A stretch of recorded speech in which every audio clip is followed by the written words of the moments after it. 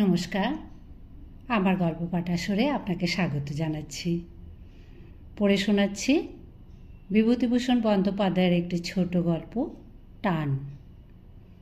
গল্প নয়, সত্য ঘটনা। যার মুখে আমার এই গল্প শোনা, তাঁদের পরিবারবর্গ কর্ম উপলক্ষে পূর্ব আফ্রিকার নাইরোবি শহরে অনেক দিন থেকেই বাস করছিলেন। ও দেশের নানা গল্প আমি বন্ধুটির মুখে সেদিন বসে বসে শুনেছিলাম। সকালবেলা পাহাড়ি পথে একা বেড়াতে বার হয়েছি। একখানা জিপ গাড়ি দেখি স্টেশন থেকে বেরিয়ে আসছে। আমার বন্ধু প্রণববাবু গাড়িটি চালাচ্ছেন।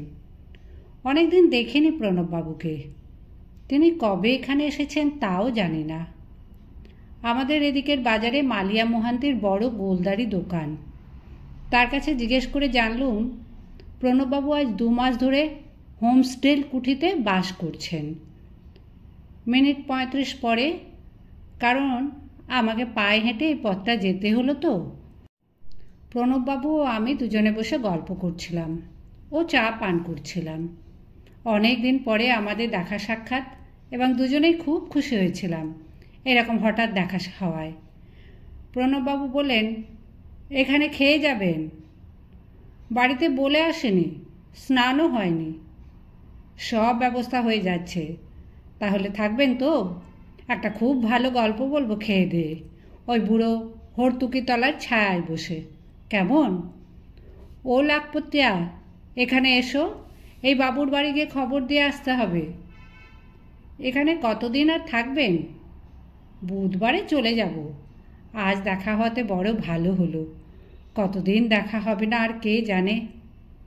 অথচ আমরা কলকাতাতেই থাকি, ঠিকানা না জানাতেই। মাংস খান তো? খুব। নিষিদ্ধ পক্ষীর? খুব। মধ্যাহ্নভোজন খুব ভালোই হলো।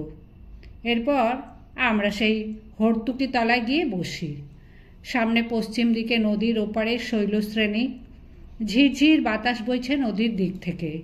একদল সাদা বক পাহাড় শ্রেণীর পেছনে ফেলে মেঘের তলা দিয়ে উড়ে আসছে এই দিকে। প্রণববাবু বললেন, আপনি আমার জীবনের কথা কিছু কিছু সকালবেলা শুনেছেন। আজ একটি অসাধারণ ঘটনার কথা বলবো। এ আমার নিজের চোখে দেখা বলেই আপনার কাছে বলবার ইচ্ছেটা বড় প্রবল হয়েছে।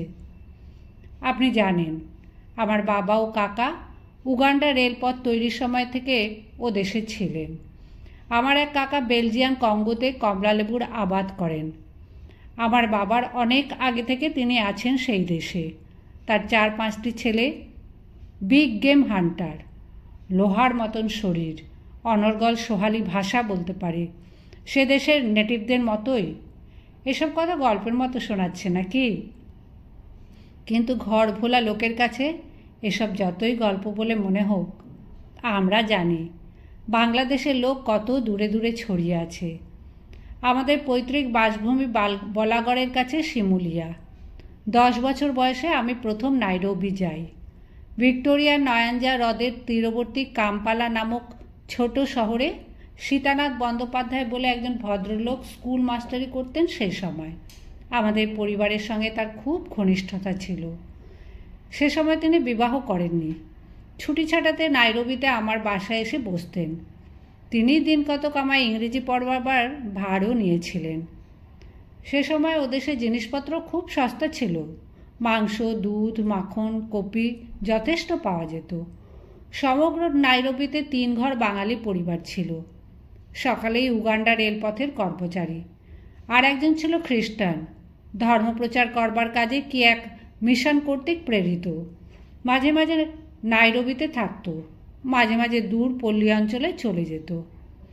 আমি 15 বছর একাদিক্রমে নাইরোবিতে ছিলাম বাবা কাকা মার সঙ্গে। ওখানকার জীবন খুব ভালোই কেটেছিল। জীবনযাত্রা ছিল সম্পূর্ণ নিরুদ্বেগ।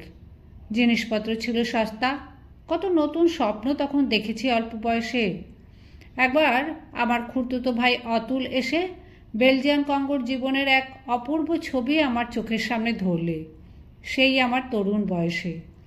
বাবাকে বললাম, কাকার কমলালেবুর আবাদে গিয়ে কাজ করব, হাতি সিংহ শিকার করব, গল্পের বইয়ের নায়কের মতো দুর্দান্ত অ্যাডভেঞ্চারপূর্ণ মুক্ত জীবনানন্দের আস্বাদ করব।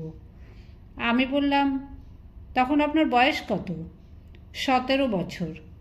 লেখাপড়া? কামপালা সেই মাস্টার সীতানাথ বাড়ুজ্জে ইংরেজি পড়াতেন, আর স্টেশন মাস্টার ডসান সাহেবের মেমের কাছে অঙ্ক কষতাম। আমায় বড় ভালোবাসতেন ডসান সাহেবের স্ত্রী। তার এক ছেলে ছিল প্রায় আমার বয়সী। একটা এয়ারগান নিয়ে তার সঙ্গে খেলা করতাম। শিকারের ঝোঁক ছিল আমাদের দুজনেরই। নাইরোবির বাইরে তখন বিস্তীর্ণ প্রান্তরে কণ্টক ও শিমুশা গাছের বনে জেব্রা, সিংহ, জিরাফ, উট পাখির দল বিচরণ করত। এখনও করে। আমরা কতবার এইসব অঞ্চলে যেতাম বন্য জন্তু শিকারের জন্য। একবার একদল সিংহের সামনে পড়েছিলাম। তার মধ্যে এক গর্ভবতী সিংহে ছিল। সে আমাদের প্রায় চোখের সামনে একটা ঝোপের আড়ালে 3-4টে শাবক প্রসব করেছিল। সুতরাং লেখাপড়া সেখানে তেমন হয়নি। আপনি ডাক্তার হয়েছিলেন কোথায় পড়াশোনা করে? সে অনেক বছর পরে। কলকাতায় ডাক্তারি পড়ি। কত বছর বয়সে কলকাতায় আসেন? 25 বছর বয়সে। অত বছর বয়সে ডাক্তারি পড়লেন? পাশ করেছিলেন? হোমিওপ্যাথিক কলেজে পড়ি। মাত্র 3 বছরের কোর্স ছিল তখন। তাতেই যথেষ্ট রোজগার করেছি, বা এখনও করছি। ভাগ্যটা ভালো আপনার। আমি প্রথমে প্র্যাকটিস করি ডার এস সালামে, তারপর মোম্বাসায়, ওখান থেকে বম্বে থেকে কলকাতা এলাম। পয়সা যা কিছু বেশি রোজগার করি সবই ডার এস সালামে। আবার ইচ্ছে ছিল সেখানে যাই, কিন্তু সেখানে আর সুবিধে হবে না।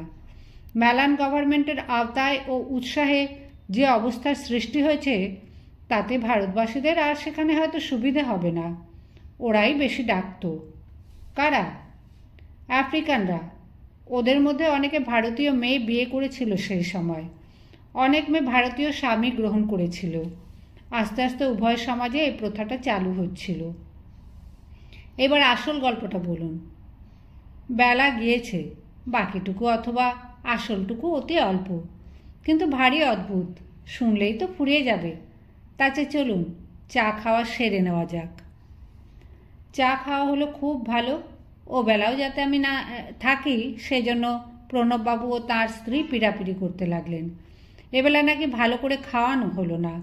আমার খাওয়া নাকি খুবই কষ্ট হলো। সন্ধ্যার পর আধো জ্যোৎস্না আধো অন্ধকারের মধ্যে প্রণববাবু আবার গল্প শুরু করলেন সেই হর্তুকিতলায় বসে। এইবার যে কথাটা বলবো সেটা ভালো করে বুঝতে হলে আমার মামার বাড়ির ইতিহাস আপনার কিছু জানা দরকার। আমার দাদামশাই গোবিন্দ ঘোষাল সিপাই বিদ্রোহের সময় ফয়জাবাদের মিলিটারি অ্যাকাউন্টেন্টে কাজ করতেন। তার 2 বিবাহ। আমার দিদিমাকে তিনি বিবাহ করেন তখন তার বড় ছেলের বয়স 30 বছর। আমার মা তার শেষ বয়সের সন্তান। কিন্তু আশ্চর্যের বিষয় এই যে আমার সেই দিদিমা সধবা অবস্থায় দেহত্যাগ করেন। আমার মাকে মানুষ করে বামা বলে এক পুরনো ঝি আমার মামার বাড়ির। আমার দাদামশাই তখন চাকরি থেকে অবসর নিয়ে হুগলি জেলায় নিজের গ্রামে এসে বসেছেন। বামা মাকে ঠিক নিজের সন্তানের মতো মানুষ করেছিল। বাইরে কোথাও গেলে সন্ধ্যার পর পিছু পিছু যেত মার বড় বয়সেও। বামা কোথাও যেত না। নিজের দেশ বর্ধমান জেলার যে ক্ষুদ্র গ্রামটিতে তার পৈতৃক ভিটে, মার ভার নেওয়ার পর থেকে সে কখনো আর সেই গ্রামেও পদার্পণ করেনি। আমার মা যখন বিয়ের কোণে সেজে আমাদের বাড়ি এসেছিলেন, বামা তখন মার সঙ্গে এ বাড়ি চলে আসে এবং মাঝে মাঝে দেশে চলে গেলেও প্রায় তার এই জামাই বাড়ি এসেই থাকতো। মা বলতেন, এখানেই থাকো না কেন বামা? সে বলতো, না খেদি, আমার মায়ের ডাক নাম, জামাই বাড়ি কি থাকতে আছে? লজ্জার কথা। সে কিন্তু মাকে ছেড়ে বেশি দিন থাকতে পারত না। কিছুদিন পরপরই প্রায়ই আসতো। আসবার সময় মা যা খেতে ভালোবাসতেন ছেলেবেলায়, নারকোল নাড়ু, চিঁড়ে, কলা এসব জোগাড় করে নিয়ে আসতো। শুধু হাতে কখনো আসেনি। বামা কিন্তু মারা যায় আমার মামার বাড়িতে। হঠাৎ একটা অসুখ হয়ে মার সঙ্গে দেখা হয়নি। মার সে যেন খুব দুঃখ হয়েছিল।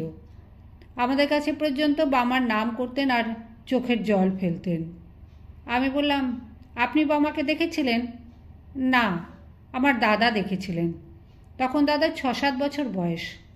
তারপর তারপর কর্ম উপলক্ষে বাবা মা উগান্ডা চলে গেলেন এবং সে দেশেই বাস করতে লাগলেন। আমরাও গেলাম। ক্রমে বড় হলাম সে দেশে। বাবার চাকরির উন্নতি হলো। আমার এক বোনের বিয়ে হলো মোম্বাসায়। সেখানে হুগলি জেলার বন্দিপুরের রামতারণ চক্রবর্তী শিপিং কোম্পানির অফিসে চাকরি করতেন। তার বড় ছেলে শিবনাথ আমার ভগ্নিপতি। পরের বছর আমার মা মারা গেলেন। আমার বোনের বিয়ের আগে থেকেই তিনি হৃদরোগে কষ্ট পাচ্ছিলেন। একদিন সন্ধ্যার পর আমাদের সঙ্গে গল্প করতে করতে বললেন, শরীরটা কেমন করছে। তারপর ঘরের মধ্যে গিয়ে বিছানায় শুয়ে পড়লেন। ডাক্তার আসবার আগেই মারা গেলেন। এইবার আসল কথাটা এসে গিয়েছে। মা তো মারা গেলেন সন্ধ্যার সময়। অনেক রাতে লোকজন জোগাড় হলো। যে কটি বাঙালি পরিবার নাইরোবিতে সে সময় থাকতো, তাদের সকলের বাড়ি থেকেই মেয়েরা ও পুরুষেরা এলেন সে রাত্রে আমাদের বাড়ি খবর পেয়ে। রাত 11টার পর আমরা শ্মশানে মৃতদেহ নিয়ে গেলাম। নাইরোবির বাইরে শহর থেকে প্রায় 1 ক্রোশ দূরে অপেক্ষাকৃত নিচু জায়গায় নদীর ধারে শ্মশান। স্থানটা বড় নির্জন ও ঘাসের জঙ্গলে ভরা। রাত্রে এসব স্থানে সিংহের ভয় ছিল খুব বেশি। সিংহের উপদ্রবে রাতে কেউ বড় একটা মড়া নিয়ে যেতে সাহস করতো না শ্মশানে। আমাদের সঙ্গে অনেক লোক ছিল। আলো জেলে ও বন্দুক নিয়ে আমাদের দল মৃতদেহ বহন করে শ্মশানে নিয়ে গেল। মৃতদেহ চিতায় চড়ানো হয়েছে। দাদা মুখাগ্নি করলেন। আমরা সবাই চিতার অদূরে বসে আছি। এমন সময় আমার ছোট ভাই দেবু আঙুল দিয়ে দেখিয়ে বলে, ওই দেখো, ও কে দাদা? আমি চেয়ে দেখলাম শ্মশানের দক্ষিণ দিকে একটা গাছতলা একজন ভারতীয় বৃদ্ধা মহিলা চুপ করে বসে এক দৃষ্টে চিতার দিকে চেয়ে আছে। পরনে তার আধময়লা থান কাপড়। বাবা সেদিকে চেয়ে বলে উঠলেন, সর্বনাশ, ও যে বামাছি। দাদা বললেন, হ্যাঁ বাবা, বামা দিদিমার মতোই দেখতে বটে।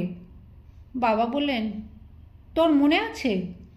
একটু একটু মনে পড়ে বাবা। আমরা সবাই অবাক হয়ে সেদিকে চেয়ে রইলাম। সত্যি এই গভীর রাতে এই দুর্গম সাপদ সংকুল শ্মশান ভূমিতে কোনো বাঙালির মেয়ের আসবার কথা কেউ কল্পনা করতে পারে না। আমরা কেউ তাকে চিনিও না। কেবল চেনেন বাবা এবং সামান্য কিছু চেনে দাদা। তাদের সাক্ষ্য সেখানে সেদিন গভীর এক তত্ত্বের অবতারণা করল। কোথায় বা চিতা, কার বা মৃতদেহ, মৃত্যুই বা কার? বৃক্ষতলের উপবিষ্টা নারী মূর্তি কিন্তু আমাদের দিকে লক্ষ্য করেনি। সে সম্পূর্ণ নিষ্পৃহ, উদাসীনভাবে এক দৃষ্টে জ্বলন্ত চিতার দিকে চেয়ে বসেছিল। এখনও সে ছবি আমি দেখছি যেন চোখের সামনে। চিরকাল আঁকা থাকবে সে ছবি আমার মনের পটে। হুগলি জেলার এক অখ্যাত গ্রাম থেকে মৃত্যুজয়ী স্নেহের টানে আজ 20 বছর পরে বামা ঝি চলে এলো পূর্ব আফ্রিকার নাইরোবির শ্মশান ভূমিতে। বেশিক্ষণ আমরা দেখতে পাইনি। সব শুদ্ধ বোধ হয় মিনিট 5-6 হবে বামাজিকে আমরা দেখতে পেয়েছিলাম সবাই মিলে। তারপরে মিলিয়ে গেল সেই মূর্তি। আমরা বেশি কিছু কথা বলিনি। এরপর দাহকার্য শেষ করতে করতে সকাল হয়ে গেল। নদীতে স্নান করে আমরা বাড়ি ফিরে এলুম। তখন বেলা 7টা, 7:30। ওই নদী তীরেই আমার মার 10 পিণ্ড দেওয়া হলো এর 10 দিন পরে, এবং মন্ত্র উচ্চারণ করেছিলেন রেল অফিসের অবিনাশ গাঙ্গুলি।